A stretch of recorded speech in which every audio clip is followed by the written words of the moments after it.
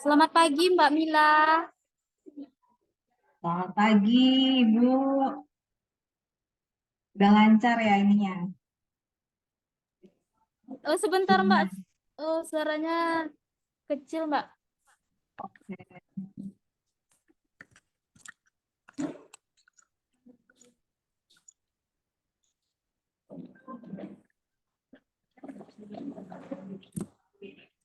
Halo. Ya, sudah jelas suaranya? Iya, iya.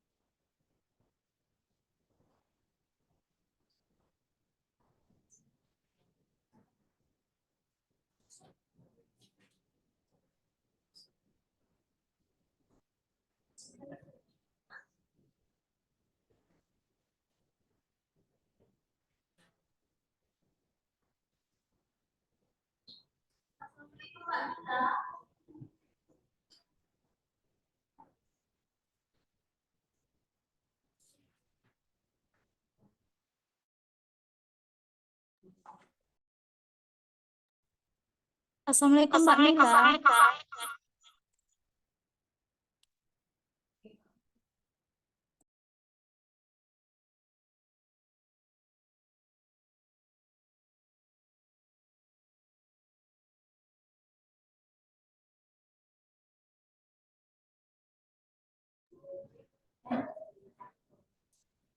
Assalamualaikum warahmatullahi wabarakatuh.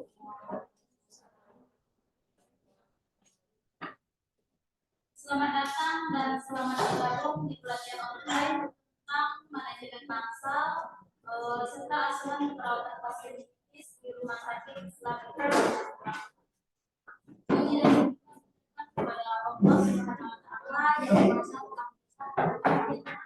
sehingga kita semua dapat berkumpul dan mengikuti acara pelajaran kita pada pagi hari ini. Perlu kami sampaikan bahwa pelajaran hari ini kami laksanakan dalam rangka serta keterampilan karyawan rumah sakit Islam melalui video kami mendapat materi Islam saya Fawadah akan pada pagi hari ini. Sebelumnya saya akan memperkenalkan narasumber yang akan mengisi kegiatan pada pagi hari ini.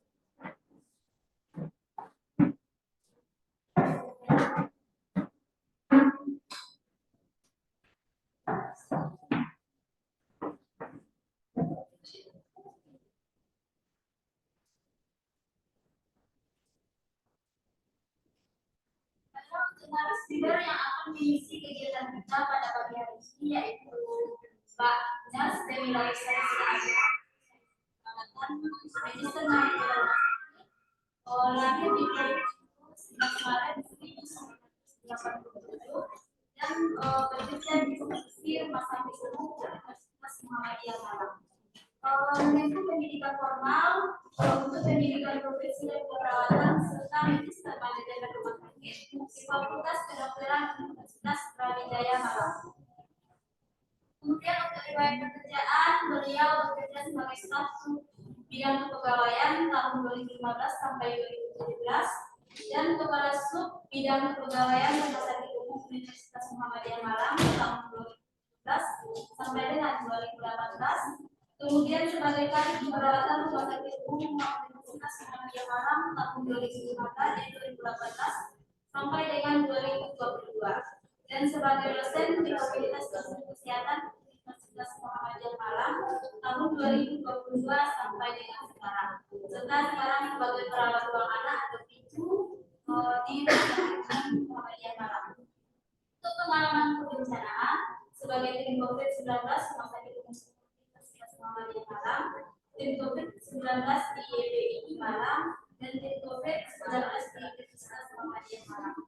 Untuk pelatihan, beliau telah mengikuti workshop pimpinan rumah sakit, komite medik, komite keperawatan, dan tim akreditasi rumah sakit tentang kompetensi dan kewenangan staf atau KKS dan tata kelola rumah sakit atau KKS tahun 2018. Selanjutnya yaitu pernah mengikuti workshop para pimpinan dan pekerja akreditasi sebagai asisten internal rumah sakit tahun 2018 dan mengikuti pelatihan survei relasi tahun 2022, pelatihan keperawatan intensif anak tahun 2022 dan yaitu pelatihan survei relasi tahun 2022.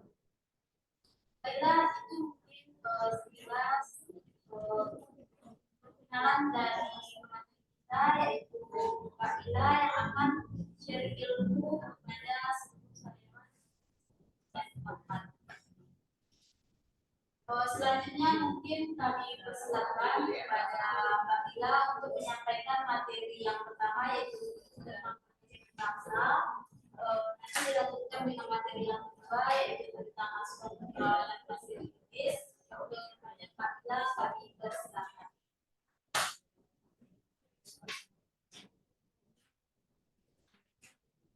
Terima kasih Ibu Mawadah atas perkenalannya. Assalamualaikum warahmatullahi wabarakatuh. Suara saya terdengar? Alhamdulillah. Suaranya sudah jelas atau masih lirih? Masih lirih ya?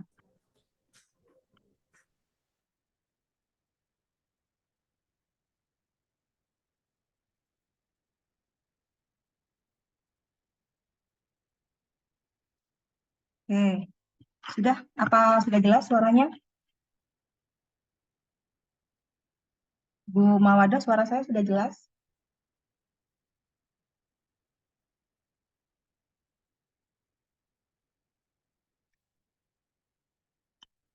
Oke, Bismillahirrahmanirrahim. Eh, Terima kasih pada Bapak Ibu sekalian yang sudah hadir. Suara saya udah jelas ya, Ibu?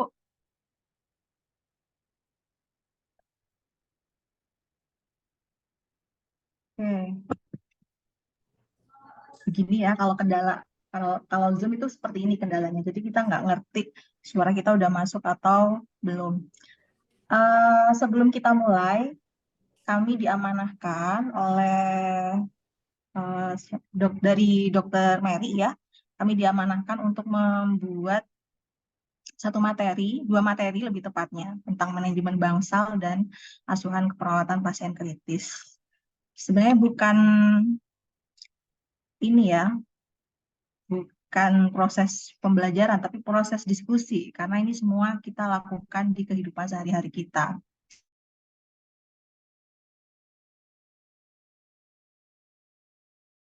Makan kelapa. Kelapanya enak dan bikin tertawa. Hari ini kita berjumpa untuk acara istimewa. Baik, jadi semangat dulu. Saya soalnya melihatnya masih lemas gitu, belum sarapan ini kayaknya ini. Materi yang pertama, saya ingin memaparkan tentang beberapa pengalaman yang saya pernah lakukan tentang manajemen bangsal di Rumah Sakit Universitas Muhammadiyah Malang.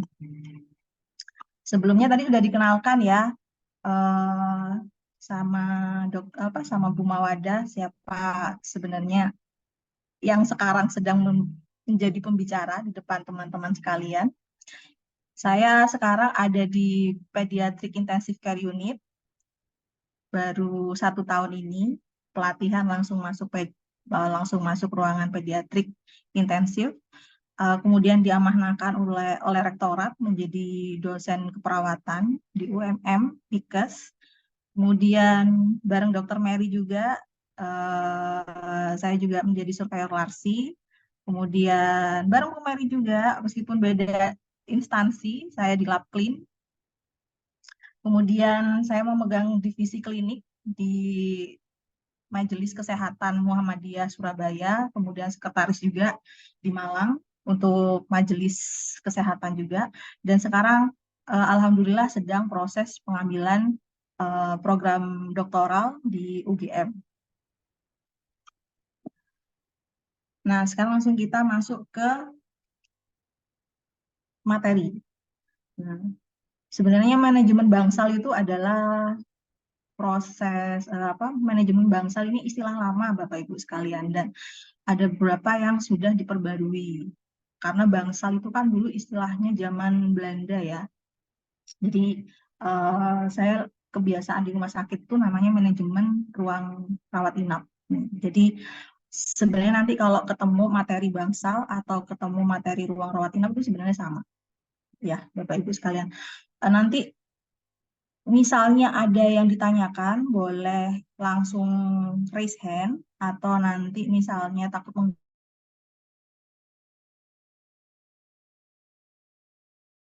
sekali lagi ini saya berdasarkan pengalaman, jadi eh, sharing pengalaman apa sih yang pernah saya lakukan tentang manajemen bangsal, dan harapannya nanti bisa membuka atau apa ya, membuka wawasan atau sharing kalau di jenengan itu, kalau di rumah sakit Anda itu seperti apa. Manajemen bangsal ini adalah suatu proses kerja yang dilakukan oleh anggota staf keperawatan untuk memberikan asuhan keperawatan secara profesional. Bangsal atau ruang perawatan ini adalah inti dari satu tempat di mana pasien dirawat dengan seluruh upaya pengobatan yang diberikan oleh rumah sakit. Pengertian bangsal ini adalah entomologi peninggalan Belanda. Pengertiannya adalah satu ruangan yang ditempati banyak orang. Di sini pasien ya. Namun pengertian sekarang bergeser karena bentuk serta struktur rumah sakit telah berbentuk kamar ataupun juga ruangan, sehingga tentu manajemen ruang tersebut membutuhkan pengelolaan yang baik.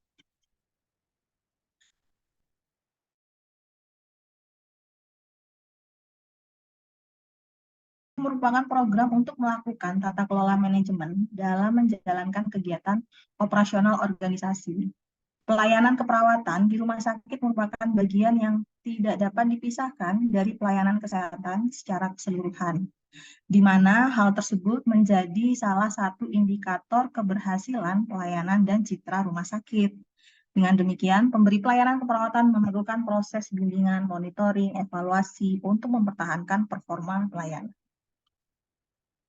Manajemen ruang rawat ini mempunyai tujuan untuk memberikan bimbingan manajerial secara terus-menerus dan berkelanjutan terhadap perawat pelaksana baik PPJA maupun perawat pelaksananya, dan diharapkan dapat menciptakan kinerja yang baik dalam meningkatkan mutu dan keselamatan pasien. Manfaat tersebut sejalan dengan Undang-Undang 44 tahun 2009 tentang rumah sakit yang menjelaskan rumah sakit adalah institusi pelayanan kesehatan yang menyelenggarakan pelayanan kesehatan perorangan secara paripurna yang menyediakan pelayanan rawat inap, rawat jalan, dan rawat darurat. Sebelum kita mulai ke materi, ini salah satu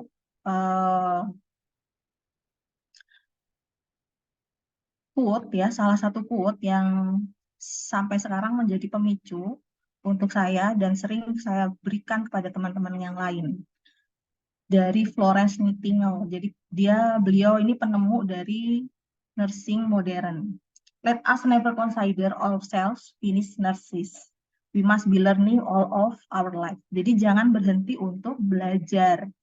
Meskipun sudah jadi perawat di ruangan, sudah jadi bidan di ruangan, kita nggak boleh cukup untuk belajar. Kita harus belajar seterusnya selama kita masih hidup. Intinya seperti itu. Jadi meskipun masih sudah di ruangan, kita harus tetap tercetus, termotivasi gimana caranya ilmu kita itu upgrading. Ya, saya memahami di ruangan itu jadwalnya padat, udah capek duluan kerja di ruangan, jadi udah nggak sempet mau mikir yang lain, udah ada keluarga, ada anak yang harus dirawat, ada pasien juga. Nah, itu adalah salah satu yang saya temukan menjadi hambatan buat kami yang ada di ruangan itu untuk termotivasi belajar. Jadi kalau kita ingat kata-katanya Bu Florence ini, itu termotivasi. Bagaimana caranya kita upgrading supaya nggak kalah dengan profesi lain. Agenda kita sekarang saya fokuskan ke 5. Ya, 5 ini adalah yang sering menjadi pertanyaan, yang sering teman-teman itu kesulitan mencari dasarnya, evidence base-nya itu di mana. Sebenarnya banyak ya, manajemen ruangan itu banyak sekali materinya, dan bisa 3 hari, 4 hari untuk memberikan materi tersebut, karena kan kita harus praktek. Tapi ini saya coba berikan sesederhana mungkin supaya ada gambaran apa sih manajemen bangsal dan apa sih yang harus dilakukan kita sebagai perawat atau bidan di ruangan. Kita mulai dari yang pertama adalah tentang identifikasi dan pengelolaan masalah perawatan. Yang kedua, menerapkan model keperawatan profesional di unit kerja. Jadi model apa sih yang cocok dengan situasi kerja ruangan kita. Terus yang ketiga, bagaimana kita merencanakan kebutuhan tenaga kerja di ruangan kita. Sehingga itu adalah base dasar dari kita mengajukan atau mengurangi tenaga yang ada di ruangan. Apalagi kita sama-sama swasta dan itu sangat berbeda dengan sistemnya dengan rumah sakit negeri. Kalau rumah sakit negeri perawatnya banyak pun nggak masalah karena ada subsidi dari pemerintah. Kalau swasta, kita harus merencanakan tenaga seefektif dan seefisien mungkin. Sehingga sama-sama menguntungkan dari segi perawat dan juga menguntungkan dari segi manajemen. Yang keempat, membentuk tim pelayanan keperawatan yang tangguh. Jadi dengan SDM yang secukupnya, yang minimal, tapi tim kita tangguh untuk menghadapi berbagai macam kasus, berbagai macam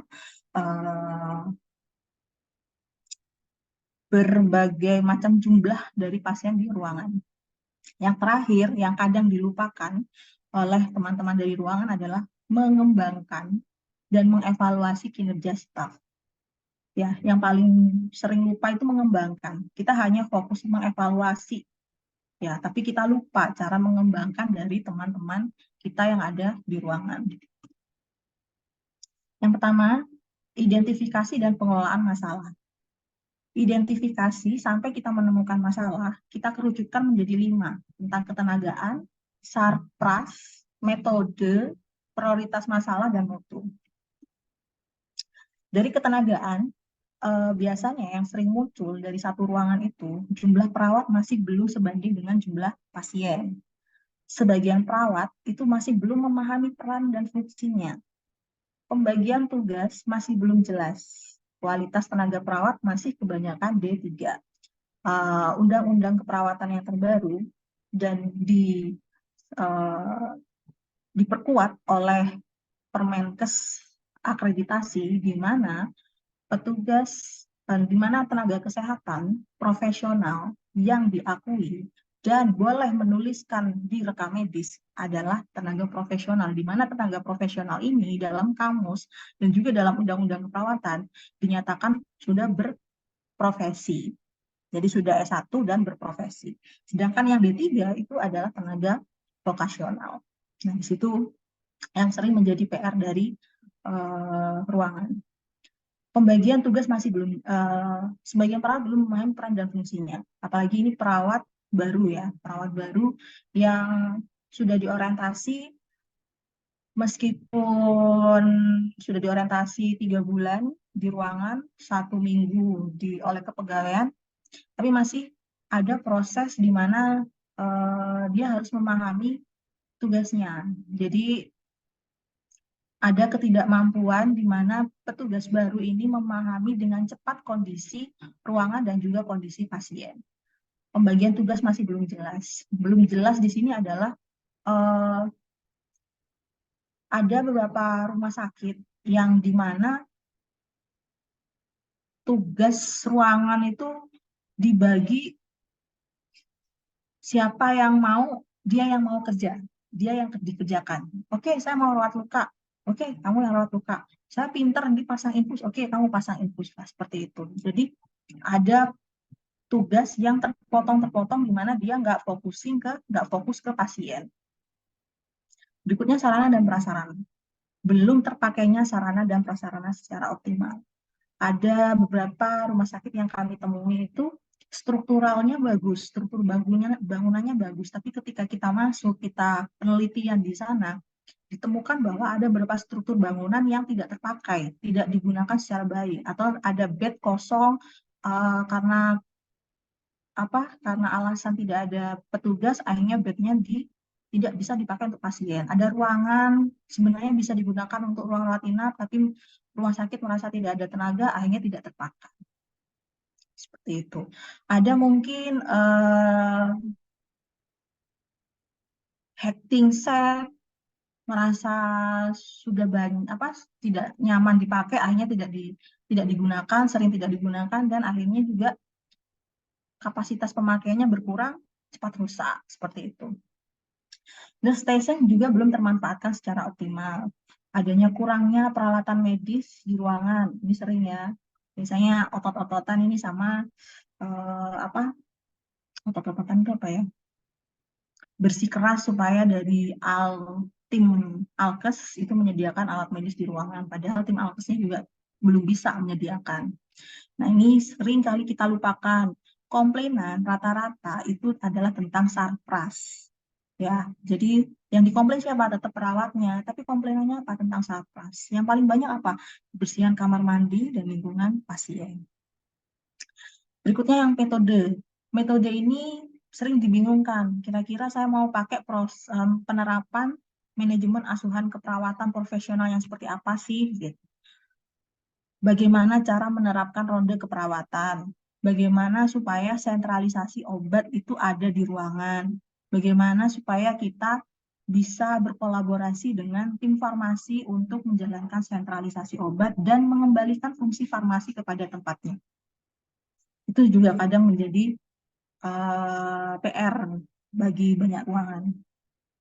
Supervisi dari tim keperawatan. timbang terima atau operan atau handover dari ruangan itu ada satu ruangan, berbeda cara timbang terimanya dengan satu ruangan. Ada yang timbang terimanya hanya dinner station, ada satu ruangan yang timbang terimanya setelah dinner station dia keliling ke pasien, macam-macam.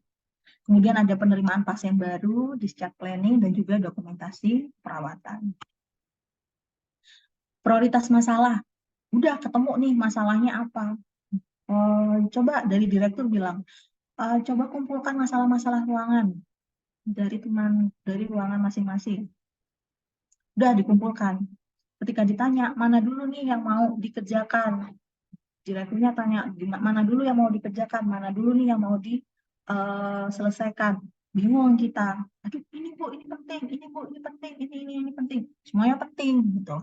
Jadi nanti kita juga belajar bagaimana sih cara memprioritaskan masalah. Bisa macam-macam caranya. Bisa pakai sistem USG, bisa nanti pakai sistem diskusi, bisa nanti pakai sistem lainnya. Tapi nanti paling banyak saya akan menjelaskan bagaimana caranya mencari prioritas berdasarkan sistem USG. Tentang utilitasnya, seriousness-nya, sama growth-nya. Kemungkinan dia akan bertumbuh untuk menjadi satu masalah yang besar. Mutu ya, sudah pasti tentang keselamatan dan juga tentang kepuasan pasien.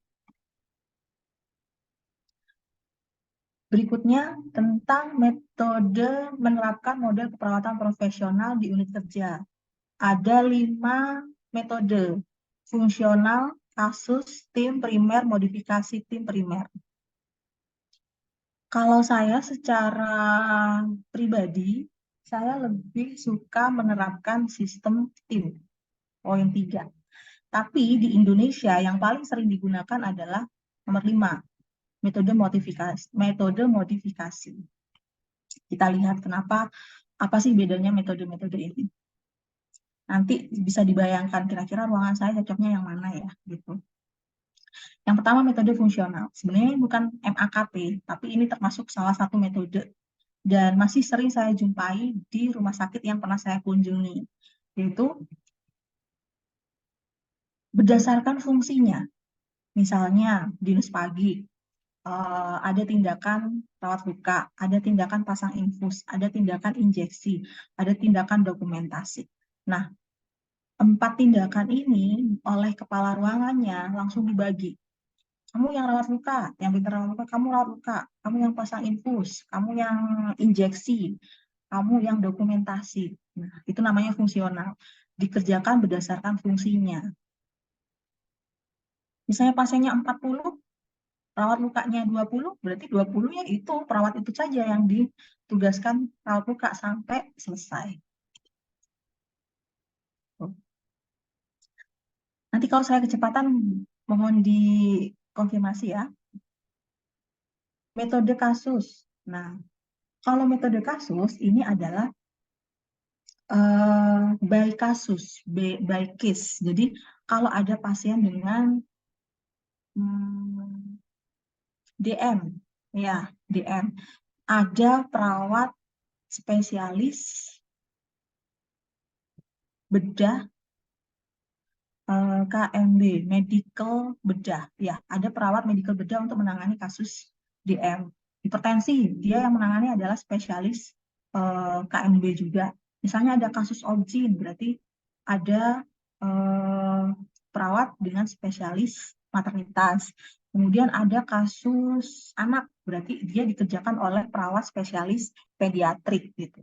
Dan ini sangat susah diterapkan di Indonesia karena membutuhkan perawat bersertifikasi spesialis gitu. Sedangkan spesialis itu yang saya tahu masih ada di UI sama di Unair sekolahnya. Jadi dia mirip S2, tapi dia sudah ada peminatannya gitu. Jadi per case. Jadi misalnya saya spesialis anak, ketika ada pasien anak, pasien ini akan diberikan ke saya gitu. Dan saya punya tim di mana tim inilah yang akan membantu saya untuk mengatasi pasien, merawat pasien. Metode tim. Nah, ini yang saya gunakan di tim saya, yaitu menurut saya cukup mudah, tapi efeknya adalah menimbulkan jumlah perawat yang banyak di ruangan. Ya, efeknya kalau tidak bisa kita kendalikan, itu bisa membuat kebutuhan perawat di satu ruangan itu banyak. Tapi efektifnya ke pasien itu sangat terasa. Dan efektifnya kepada manajemen itu sangat terasa. Jadi kita akan tahu, misalnya ada kondisi KTD, KNC, ya, kondisi tidak cedera, ini terkait tentang pemberian obat. Kita tahu nanti akhirnya siapa tim mana yang salah memberikan, yang lalai dalam memberikan obat pada pasien, tim mana yang lalai untuk identifikasi pasien. Misalnya ada pasien yang mengajukan kepuasan pasien. Oh, saya puas atas pelayanan ini oleh ini. Diketahuan, dia puasnya itu oleh siapa itu nanti ketahuan. Caranya seperti ini. Jadi ada ketua tim dan ada anggota. Ketua tim saya bagi menjadi 5. Ya, misalnya di ruangan saya itu ada 30 pasien. Saya buat 5 tim. Kepala tim, ketua tim itu saya ambil perawat senior atau bidan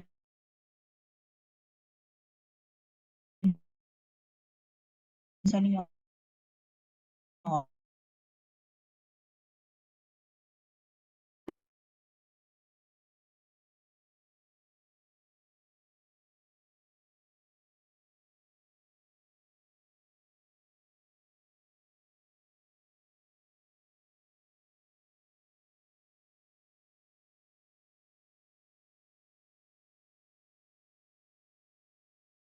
Saya beri mereka anggota 2 sampai 3 tergantung kebutuhan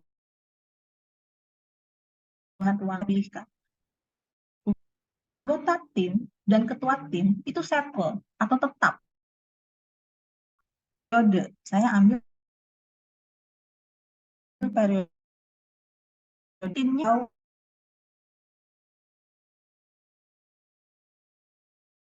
awal.